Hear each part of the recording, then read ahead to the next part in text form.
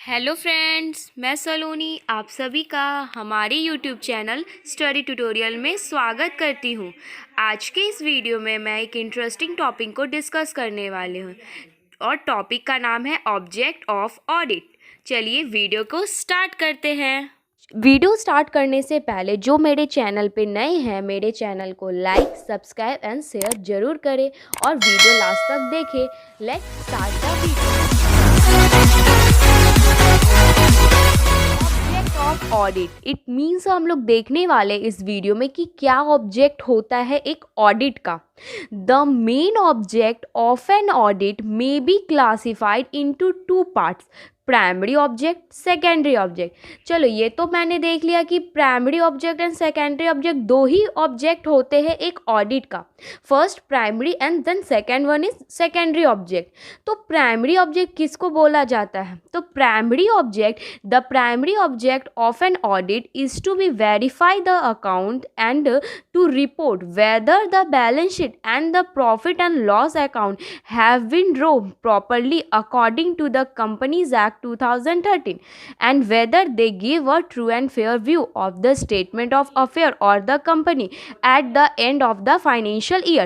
It means हम short हम बता सकते हैं कि प्राइमरी ऑब्जेक्ट उस ऑब्जेक्ट को कहा जाता है। इस पे हम लोग देखेंगे कि मतलब कि जो ऑडिटर होते हैं सबसे पहला वो क्या करते हैं, सबसे पहला काम है उसका वो जो फाइनेंशियल स्टेटमेंट, जो अकाउंटेंट हमारे फाइनेंशियल स्टेटमेंट को प्रिपेयर किए हैं, जो भी trading and PNL and balance sheet, उसको वेरीफाई करना सबसे पहला काम होता है अकाउंटेंट का। वो उसको वेरीफाई करेंगे, स्क्रूटनिंग करेंगे, चेक करेंगे कि क्या क्या इसमें गलतियां हैं, क्या क्या हम एरर्स है इसमें।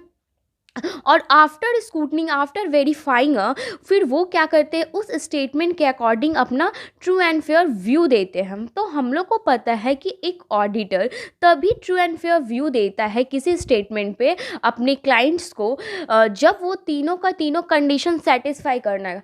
मतलब कि अगर एक स्टेटमेंट को हम लोग ट्रू एंड फेयर स्टेटमेंट तभी बता सकते हैं जब वो तीनों कंडीशन को सेटिस्फाई करे। क्या वो तीन कंडीशन है?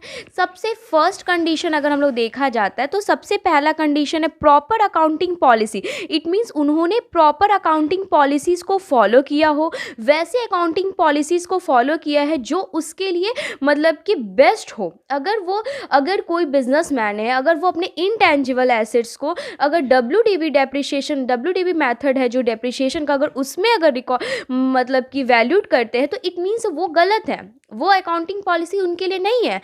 अगर वो इनटेंजिबल एसेट्स का अगर डिप्रिसिएशन चार्ज करे तो वो SLM, straight line method, best policy है। इट मीन्स हम लोग देखा जाता है कि अगर बिजनेसमैन प्रॉपर अकाउंटिंग पॉलिसीज को फॉलो कर रहे हैं।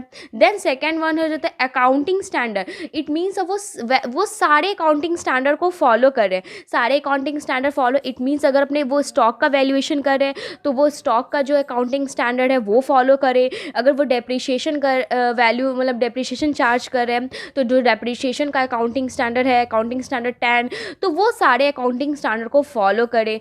और तो और थर्ड वन क्या है कि वो एक एडिक्वेट डिस्क्लोजर दिए।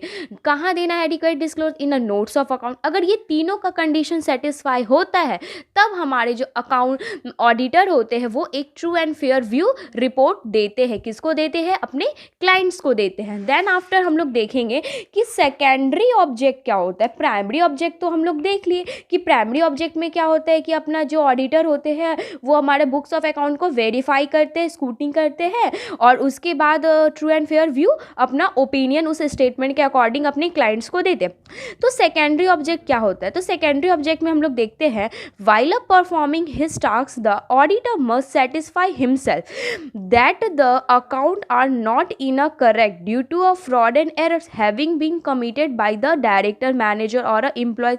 Thus the secondary object of a auditor are मतलब डिडक्शन ऑफ एरर, मतलब एरर को मतलब वो डिडक्शन करते हैं। क्या क्या एरर है? Omission, commission and compensation. ये तीन तरह के एरर्स होते हैं जो हम लोग रेक्टिफिकेशन ऑफ एरर्स में भी पढ़े थे कि जो दो तरह के एरर्स होते हैं, एक प्रिंसिपल एरर्स, दूसरा क्लैरिकल एरर्स। फिर क्लैरिकल एरर्स का 3 सब पार्ट होता है, ओमिशन, कमीशन एंड कंपनसेशन, वही एरर्स होता है।